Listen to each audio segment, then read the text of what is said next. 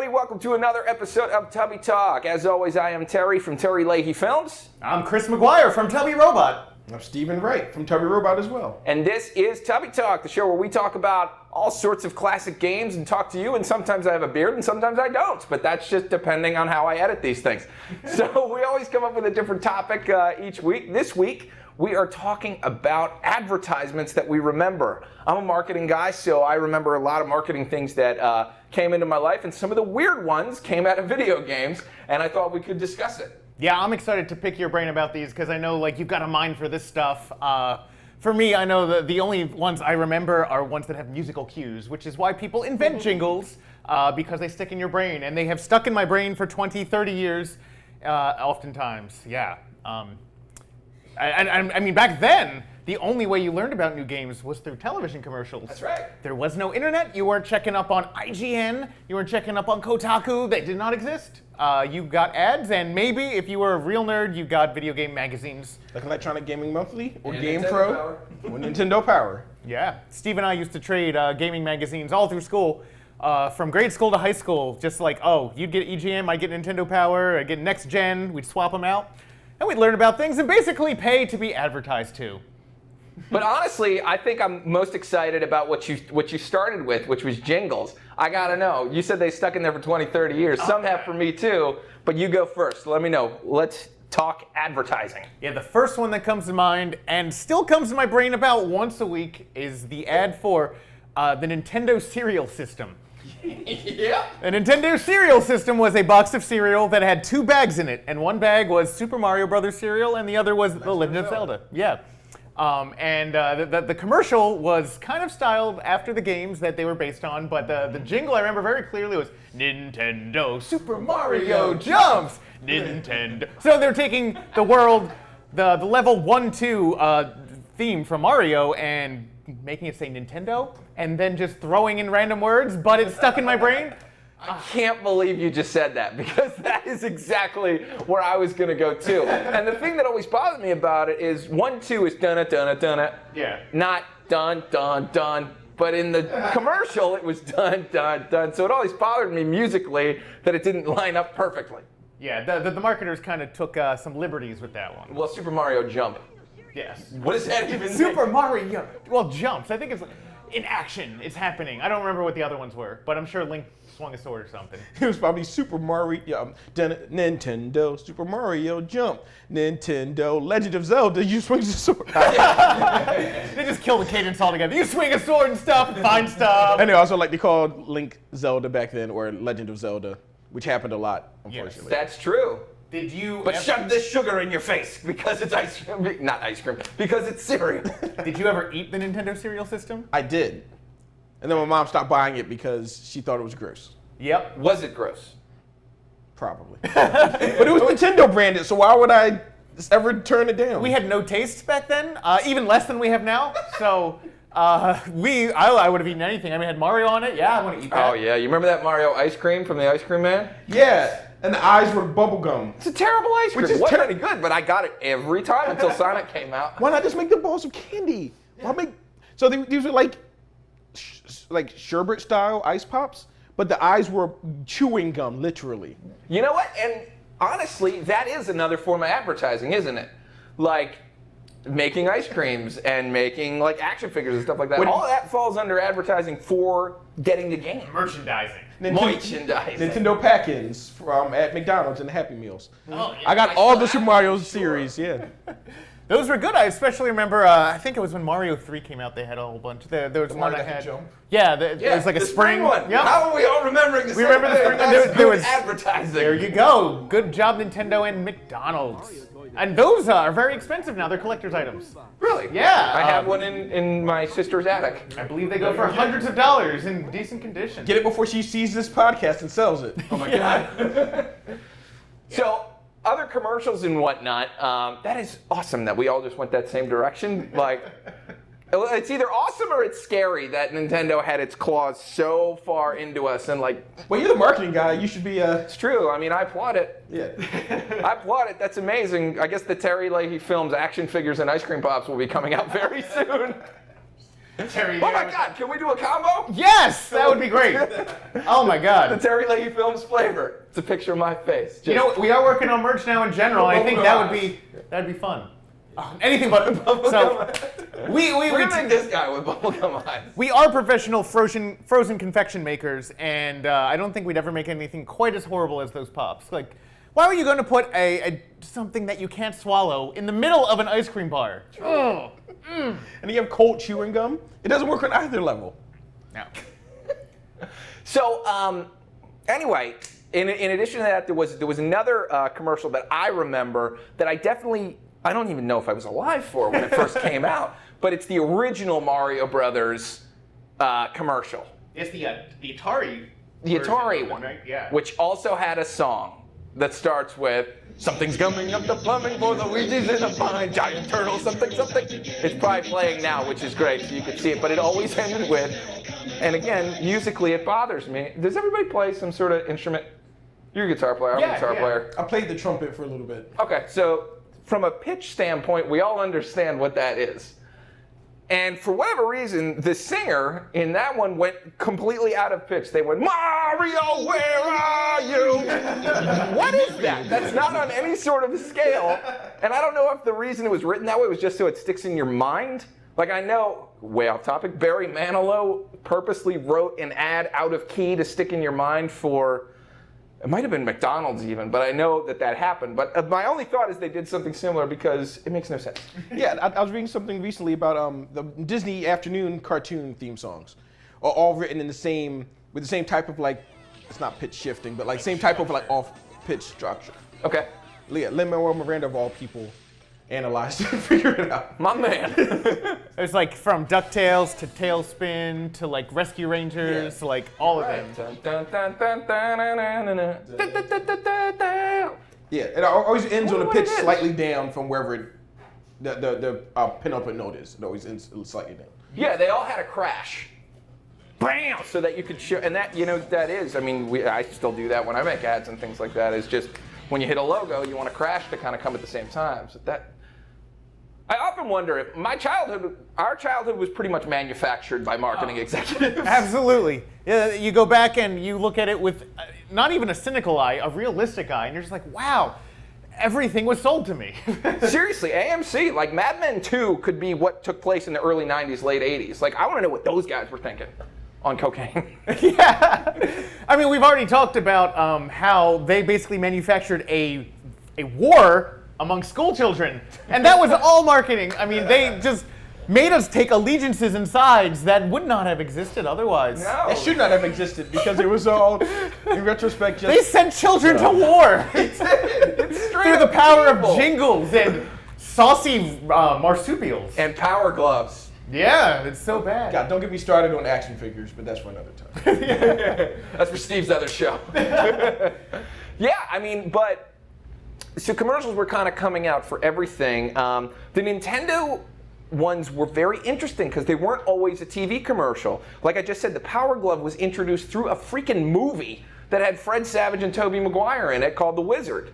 That is the first time anyone saw Mario 3 as well as the Power Glove. Like, it's a movie that had the dude from Home Improvement in it wearing the Power Glove, and he was like the villain that Tobey Maguire had to beat because he was good at Double Dragon. I'm I sorry. didn't even know Tobey Maguire was in that movie. He's the wizard. Really? Yeah. He's the little brother. He's the little brother. I've never had no noticed idea. that. That's because you were too busy having marketing people put stuff in your brain. Well, also to be fair, I never saw the movie. Okay, you should watch it because it is interesting that the whole thing is a commercial. It's a giant commercial. And, you know, Nintendo has been burned before doing giant commercial things, like the Super Mario Brothers movie we all know about. But they're back. Super Nintendo World and Universal Studios, that could be an amazing thing. That could be. And that they also Miyamoto's have involved. Illumination is making a new Mario Brothers animated movie. Oh boy. Yeah. Is that before or after Mega Man? Mega Man's coming out, isn't it? Mega Man, a live action, a television, not live action, an animated television show is coming out. Well, a movie's also, it was being worked on by Fox.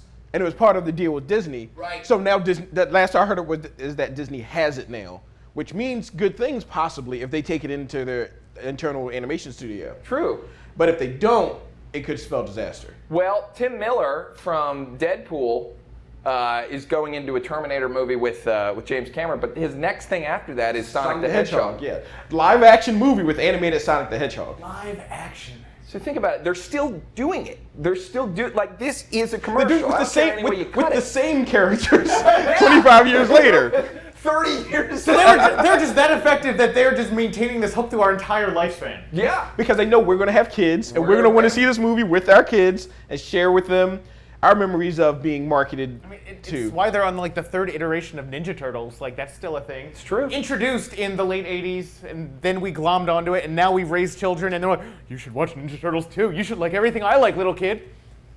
It's kind of terrifying. Yep. Now I'm getting a little paranoid. But at the same time, let me put my marketing hat on real quick. This is kind of how you're supposed to do it. You're supposed to. Anybody can make a 30-second ad that is just someone standing there and saying their thing. When you think outside the box from a marketing standpoint, that's when stuff happens. When you make immersive experiences, or you really put your all into a product in its other areas. I mean, that Mario Super Show meant a lot to me, and they put in a decent amount of work on that. I mean, it stuck. There was a live action part, as well as a cartoon part, and then there was the Sonic series. I mean, all of these characters that I care so much, they all got Mickey Moused. You know, someone was paying attention to the beauty of what that is, and for me, Nintendo especially, they treat their characters with a lot of respect. Rare, on the other hand, then you get a Donkey Kong Country cartoon that nobody sees. But that is a form of marketing. It's just kind of, giving a shit about whatever iteration you're taking it in. Ultimately, you're still trying to sell video games. But when you take it somewhere else and treat it with a little bit of love, that's what you're supposed to do. People respond to things that are made with love. Yeah, things that are well made totally make sense. When you talk about thinking out of the box, it gets me thinking like of that early console war Sega ads, and every Sega ad ended the same way. Mm-hmm. Sure, you remember how every Sega ad ended? Yeah, it ended. Sega and Nintendo, friends forever. Yes. Buy both of our consoles, and we'll never argue about which one you should buy. No, it was Sega does when Nintendo. Well, that was one of the ads, but I was like, yeah, the Sega Scream was the whole calling card. Sega every time, and I, as a Nintendo person, I was like, that's a call to word. I hate it. I hate it so much. Yeah, but then you fire on a Sega for the first time, and it's there. But Sega. Yeah, you don't get the Scream. They get a nice harmonic little doublet or whatever it's called. They still do that to this day in some games. I know Puyo Puyo Tetris came out, and it starts with the Sega. Does it really? Yeah. That's Bayonetta awesome. 3, if it doesn't start with Sega, it's sung by Bayonetta, then I'm going to not buy it. I won't buy it, but I won't buy it. Honestly, I probably will make ads that are just a green screen and one bar coming down and just ding, just like the classic Nintendo. I mean, there's so much you can do, and there's so much that they did, but they certainly didn't do it the way I would. Especially when we got into the Super Nintendo days, things got weird. I don't know who had that advertising account, but it got dark, man. Steve actually tells a great story. About the Yoshi's Island commercial. So this is the one commercial from back in those days that always stuck visually in my mind. Like I can see it on the TV right now. It was so disturbing. Yeah, that's the for word. me. Yeah, so it was Yoshi's Island, little clips of footage of Yoshi's Island, but not very much. You couldn't see much of the gameplay. You see the kind of the art style. It's like kind of pastel, like. It's a beautiful art. game. One of the best games ever made. Gorgeous. On Super Nintendo, and we was intercut with this really big fat guy sitting like at a table with a napkin that barely covers his chin, and he's just like eating a bunch of food as they're showing like these clips of Yoshi, and the clips are getting more and more like manic. Every time they cut to him, and the guy's eating more and more food, and then they show him sated. He leans back, his belly's huge and sticking out, and then I think he burps, and at the same time his belly explodes. And they show the TV, which was showing Yoshi's Island clips, now covered in green slime. By the way, showing clips as if it was shot by David Fincher, like the way David Fincher would shoot like, a TV. Off kilter and like shaking sometimes. The color mix was off. It was ridiculous and crazy. He might have done it. I mean, like, it's at that level. It's not out of the realm of possibility, yes. It felt kind of like Nintendo was trying to recapture that edginess that Sega was stealing from They them. went way off the edge. Oh, way off the edge. 100%. Oh, it was horrible. It was horrible. So, like, Nintendo was, at the time, like, oh, that's the kiddie console. And it was a kiddie game. I mean, it's a game about cartoon dinosaurs collecting hearts and flowers and loving each other. And the story of that game and how they made it and how they wanted such love to be kind of painted on it, like, it was the beginning. I mean, it's the first game I remember that kind of looks like something from a child's dream. You know, like it looks like it was made with crayons and things like that.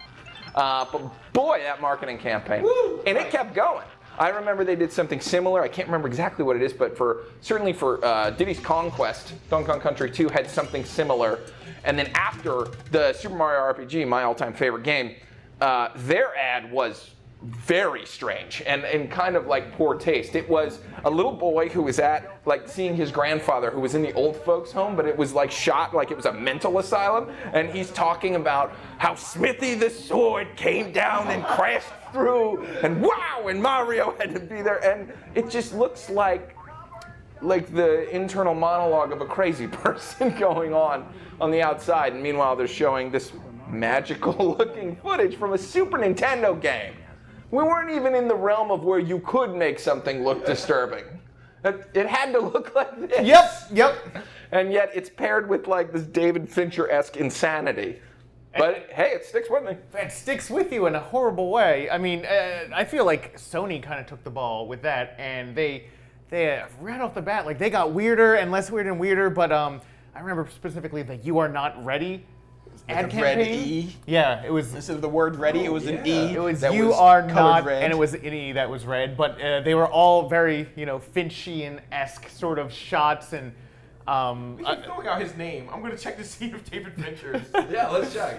But then there He was did music videos at that time. the one that's most infamous, I think, goes all the way to the PlayStation 3, where they had the crying baby in a room with creepy spider legs coming out, and like the baby was like moving its heads in weird directions, and black goo was coming out sometimes and not other times, and then it was like PlayStation 3, it's thinking. Oh, I remember. I remember. Yeah, it is scary. Didn't make anyone want to buy a video game console. I do have to throw it to Sony, though, because they did something, and I hope I'm right about this. They did something that I had never, ever seen before. I remember going to see Godzilla the movie, 1998. Oh, 1998.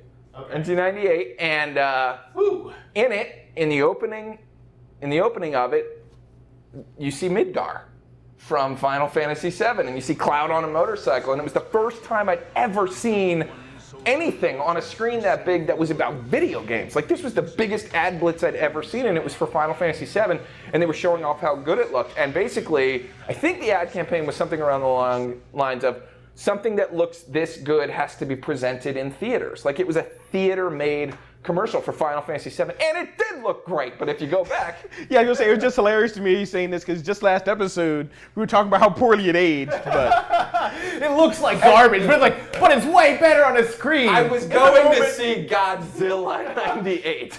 Yeah, and like in the moment, it did look really good. This was where the star of the soundtrack was Puff Daddy. Not P. Diddy, Puff Daddy. Yeah, before he changed his name. Come with me. It's a terrible song. That's a great music video. It's a great video, yeah. Watch that music video. It's Puff Daddy and, was it Robert Page? Yeah, well, the dude from... Jimmy Page? Robert Plant. Robert Plant. It was yeah. Puff Daddy and Robert Plant. No, Puff Daddy and Jimmy Page, because Robert Plant was dead by then. But No. Jimmy Page and Robert Plant are still left. Oh, okay, so yeah. Led Zeppelin guy. One of the members of Led Zeppelin wrote the song and performed the song with Puff Daddy. And an orchestra. That's how they got it. Okay, then it was Robert Plant. Yeah, okay. Yeah, he's in the video, which also has clips of Godzilla. No Hear my Final Fantasy cries, VII, though. hear my calls, all these hoes stepping on my toes. one point Come in- with me. At one point in the video, he's in an elevator and shoots up through the top of a building and explodes into white doves. Yeah. We went back and watched it recently, and it's so funny. Check out our other podcast where we just talk about 90s music videos, by the way. It doesn't exist yet, but it will after this. It's called Tubby Talk Extreme. But yeah, marketing was nuts, and it just linked in your brain. It's funny though, you were talking about how they were kind of Mickey Mouse-ifying these mascot characters, And it's funny because I think during our childhood, they actually did a better job than Disney did with Mickey Mouse himself. Because Especially with Mickey, yeah. Yeah, Mickey didn't do much in the 80s and 90s. No, we had reruns of the stuff from the 50s and the 70s. Right, and that's you had some context. You knew who Mickey Mouse was, but you didn't like love Mickey Mouse like Super Mario or Sonic the Hedgehog or even Crash Bandicoot. I mean, guys, you think of your stuffed animals. I know for me, I had a Mario and a Luigi. I didn't have a Mickey Mouse. Right, and I loved most of my exposure to like Mickey Mouse was going to the parks, and we're like, oh, I love Mickey Mouse is great.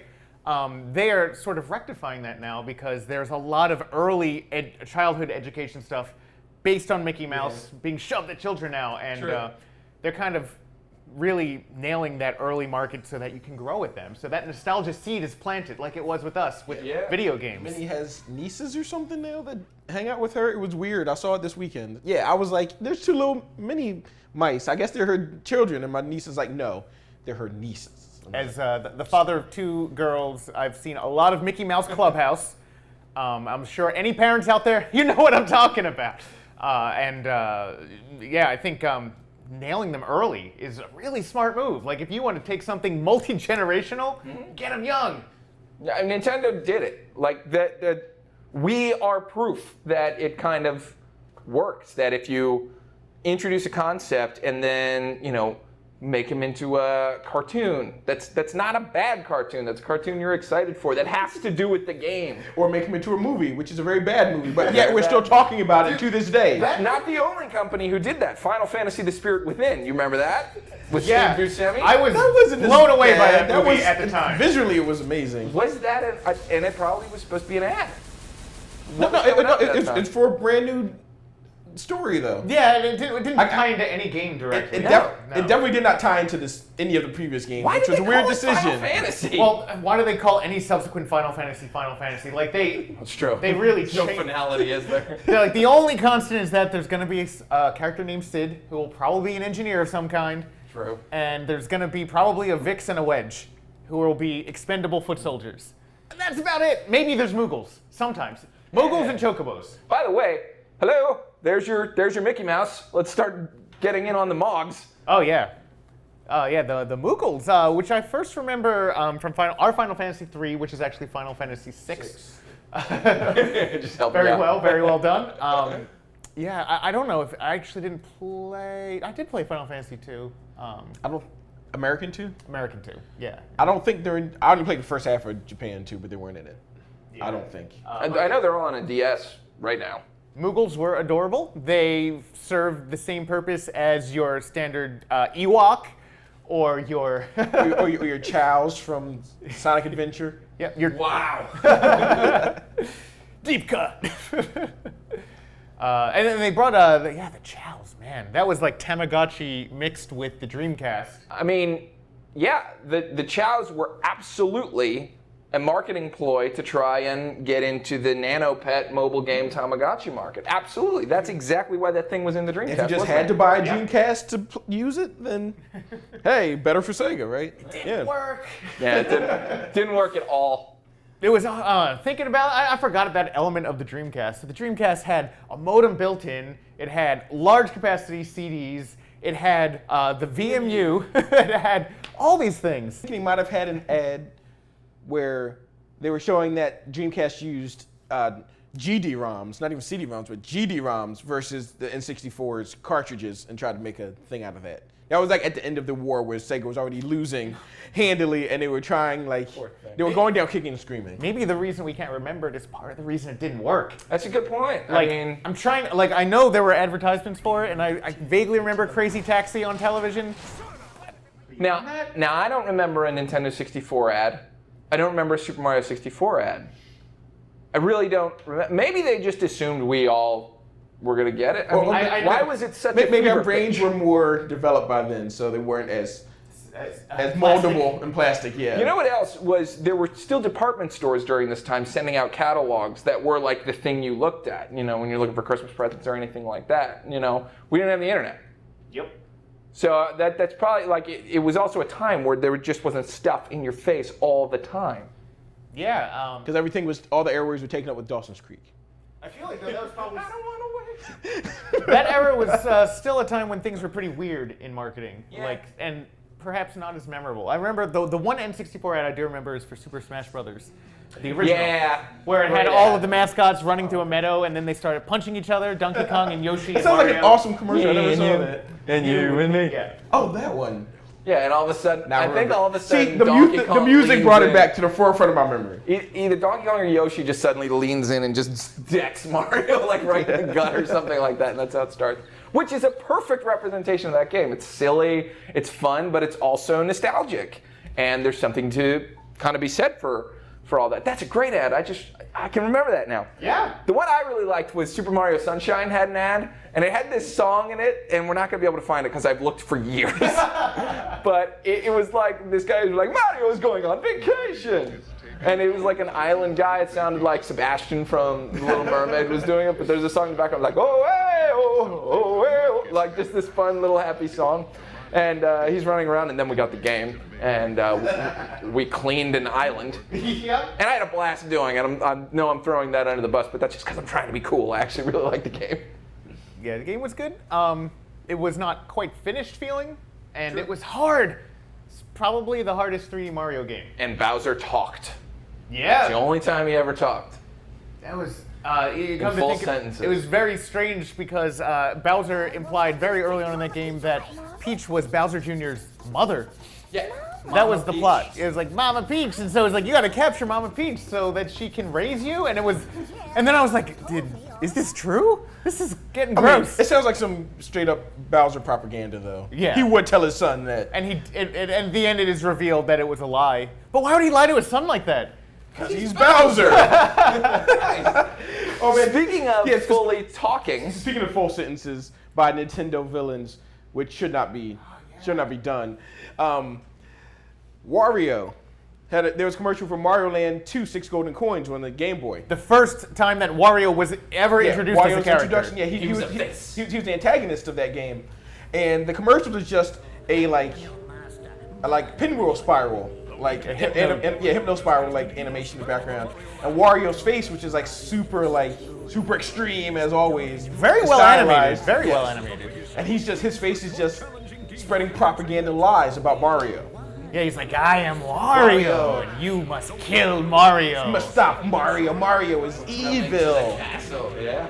Help Wario. Stop Mario. And then intercut with this. Game Boy ads were great. You remember the Kirby one? Yes. Kirby one, there's this giant muscle man with like a gun and whatnot. It's this is so-and-so. He's an action star. This is Kirby. He's an adorable white puppy because he was white at the time. And it ends with him eating him and like getting the sunglasses, which I always thought was like, ooh, are they telegraphing the power up years before he had the copy ability? No, he just takes them. I was wrong. He just takes the glasses and puts them on. But he's a cute little thing. Yeah, Game Boy ads were great. Metroid? I think Metroid 2 had an ad that I kind of remember. Return of Samus. Super Metroid no, you know what it was? It was Metroid Prime had Olivia Wilde playing Samus. Oh wow. Before she had What? really come out. Yeah. It's Olivia Wilde, yeah. She's walking around, she like gets down and She must have been pretty young at that point. Yeah. And that brings Game Boy brings another musical one back to mind is the ad for Link's Awakening on the Game Boy. Do you remember that one? It was a rap. Oh God, no, I don't. And it was actually a competent rap. As soon as you start singing it out. But yeah, it was shot in a big room with giant columns, and they had projectors of the game and that were being superimposed. And there was a dude who was rapping, and he was like, "You're the man with the plan and the powers in your hands. This is Zelda." Yes, I do remember this now. That was This is a Zelda. Every time. It's great. And I remember as a kid, I was actually like, this is kind of cool. It's kind of cool. Do you remember the Super Game Boy ad? I do, yes. I think it was shot kind of in the same style. Again, like we're all Dutch angles, Yes, kind of Dutch looking at stuff. But there's like this giant Donkey Kong, being broadcast on a wall. I think they had a projector or something like that. But then they showed Link's Awakening in color, which was one of the games that was specifically designed for it. And Wario Land 3, actually, to get everybody kind of involved. That's pretty cool. Yeah, Mario Land 3, Wario Land, which was the reason I bought a Game Boy Color. And I bought that game, and it was amazing. Yeah, it was. And then somebody stole my Game Boy Color, and I could never finish it. Yeah. Also, all my Pokemon were gone, first generation. Pokemon Blue. I don't remember that ad. Oh, Pokemon? Yeah. Well, the ad was the cartoon show. Pokemon, gotta catch 'em all. which was very effective. That whole thing. I wonder who all that does that come from Nintendo? Do you think they're the ones who say we're coming out with this game, so we also got to make a series and a manga and this, that. It was a separate company. Like, it was developed by a company called Game Freak, and there is actually a separate company from Nintendo called the Pokemon Company, which Nintendo is a majority stakeholder in, I believe, but it's still separate. And they basically, like, I think from Japan, just manufacture. They're used to manufacturing properties there. Like, there will be a manga and an anime and a video game, and they will all come out, and kids will love it. And that's kind of a process that's repeated through a lot of really famous stuff, and they did that with Pokemon. Yeah. And as a quick aside, I actually just found out that started with, was it either Transformers or G.I. Joe? So the American licensee of the toy, it was Transformers. American licensee, Marvel Hasbro at the time got Marvel to make a backstory, and then that was a backstory that Japan went with for the animated series and manga that they've created of Transformers since then. So that was actually created by an American and brought back to Japan. Because before then, they did a lot of mangas into toys, or they just had toys. Yeah. But so it was weird that because of Transformers, we got a Pokemon cartoon simultaneous with the game, that both the game and the cartoon captured many people's imaginations and hearts. I remember, I'm still very impressed with the Pokemon anime because it tied in directly to the game. They would explain the mechanics of the game through plot points. It was like, oh my God, you're right. They'd be like, oh, Sandslash, he doesn't like water attacks. So the plot point is learning to use a water Pokemon against the sand Pokemon. Well, remember, and that thing was so popular that they had to release a Pokemon Yellow that was just like the show. Yes. I mean, that is incredible. And they're releasing new Pokemon games in fall 2018. All the time. Which are based off of the art style of the show, and also off of Pokemon Go. So you get a little Pokemon following you around, either Pikachu or Eevee, because Pikachu's still super popular, and you throw Pokeballs at things. That is where I wanted to go next, though, with Pokemon. Pokemon Go was genius, both in itself being a marketing thing for future games and getting people hooked that weren't, but also I remember when they dropped that ad for Pokemon Go. And I feel maybe just nothing else happened on that news day, but I remember that was huge. And there were all of these people involved running into Times Square to all together fight a giant Mewtwo. And I just remember like I was about to tear up watching this thing. I'm like, oh my God, that's like 5th grade Terry's dream. Yeah. You know, wow, this is incredible. They're still playing it. And that's how they do it. I mean, that's the thing. If you make an ad and it has an effect, like an actual effect like that, and I know you're just kind of playing on nostalgia and things like that, but it is a powerful tool, and it sure as hell works on me every time for Nintendo properties. And it always will. If they keep using those same characters, it's gonna punch me in the gut every single time if they do it with a level of excitement, of excitement and competence, and just like drive to want to make a good product and not just to have a cash in. Because you could very easily do a cash in.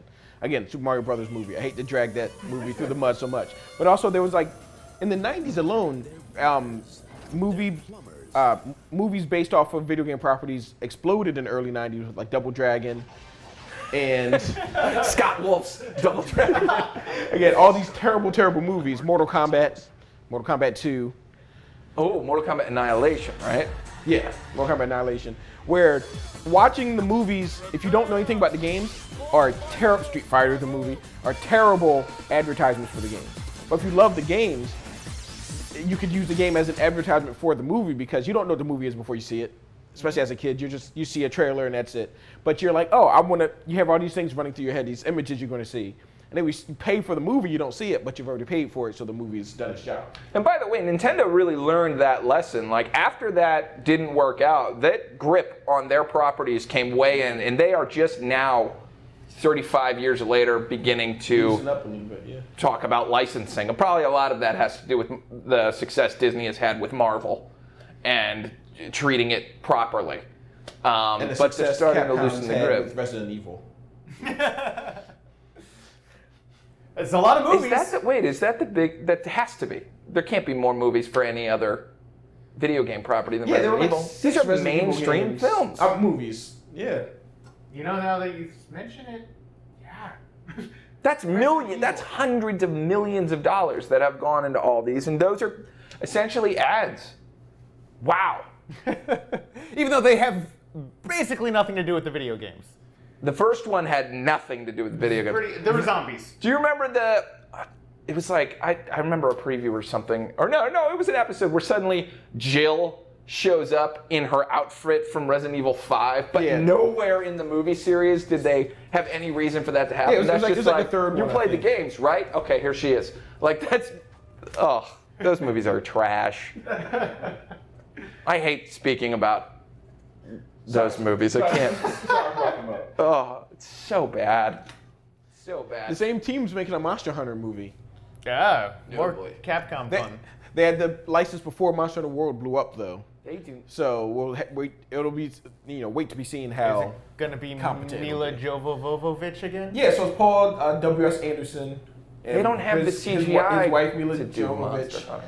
And they're going to do it on the tiny budget that he uses for his movies because they're tech shelters. Well, they did they did Monster Rancher. That was an animated movie, That though, was right? an animated series. Oh. I didn't know that was a show. Oh, Yeah, there was a my show, God, yeah. You're in for a Came treat. in America, Get on the too, yeah. YouTubes. There was also Digimon, which I think Digimon preceded the Digimon games. I'm not. It was on PlayStation, so maybe not. But it was very much reaction to Pokemon's Oh, it's animated series. absolutely. It used the same suffix as Pokemon. Mon.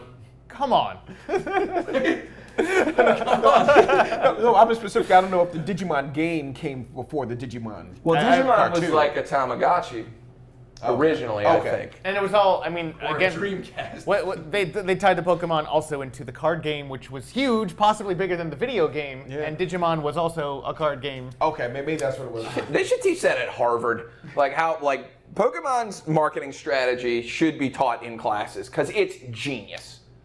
It really is. Why are 40 somethings playing this game still? And why are 4-year-olds wanting to get in right away? That's a huge gap of people that suddenly want to be in this game. Like, it's just genius.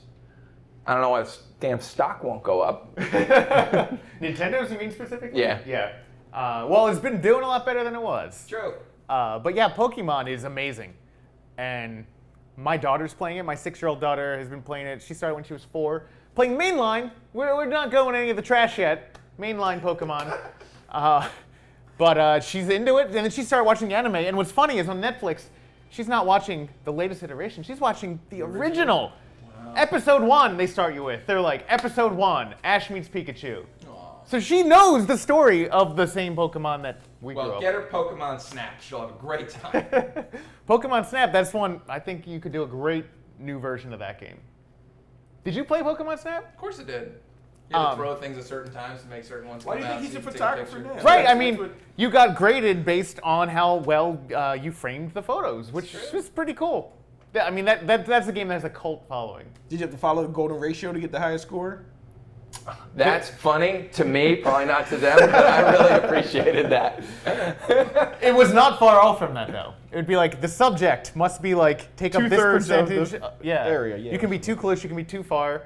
Yeah, it was good. If you got 2 of them in one, and like one's bigger and one's smaller, and one's in the distance, there's like money shot.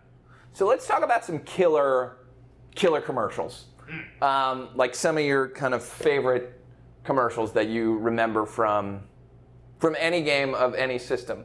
The God of War one, the latest one for that even was phenomenal. I remember seeing that and like being taken aback because the way they don't say it's God of War until much later in the trailer. And then you see him with the beard and whatnot, and it's a reveal, and it's like a freaking superhero reveal. Like I remember, like because they show it at the big conferences, and they're audible cheers, and I think to me that's the best looking game I've ever seen in my life. Like as far as just graphics and whatnot, and they could absolutely have shown that in front of a movie screen, just like they did Final Fantasy back in the day, and I would have been just as surprised. The other one that I really, really enjoyed was the Mario Rabbids commercial. Oh. I like the weird stuff. It's fun. And it really, really made me happy. The one that sticks out to me going back again, the Mario 3 ad where it shows people wearing colorful t-shirts in a city chanting Mario, Mario, and then you see them in a field. They go Mario, and then they're on a mountain, and they're like Mario, and it zooms out, and the entire country is a giant Mario face because people with different colored t-shirts are making up Mario's head. And it's just like, the world loves Mario. And Still does. They should remake that. But for real this time, not any kind of digital trickery. Just for real. Just everybody wearing colored shirts. A cast of 2 billion. Yeah. So a little off kilter, because I don't watch a lot of commercial TV anymore. I'm not trying to brag or anything. I just realized I don't. Nobody does. I'm thinking, I'm like, where do I see commercials besides clips on YouTube or like E3?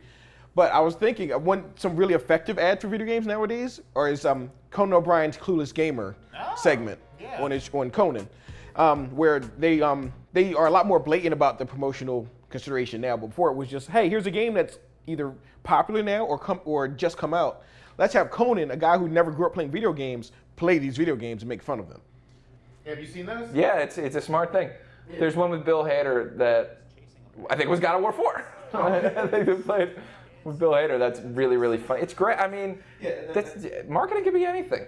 Yeah, and like the one that stuck out to me the most was for Tomb Raider, the reboot they made a couple years ago, where he was playing it and he kept dying. Like all the death scenes were like pretty like gruesome, and they're not the type of thing you would see on like network TV during a commercial or even cable. But since he's a late night show on cable, he's allowed to show more. But he just kept dying over and over again, and just the fact that he was like, you could see him get better at the game, learn how the game works. That's why he doesn't play games very often. Yeah, whether it's real or not, I don't know. I get the sense he doesn't play games. He's too cool for that. But you could just see like it showed off a lot of the game and a lot of the care that was put into the game, even for those gruesome death scenes, because they knew they were going to happen. They wanted to make them a little dynamic. Like it was never the same. She never fell off the waterfall and died the same way twice.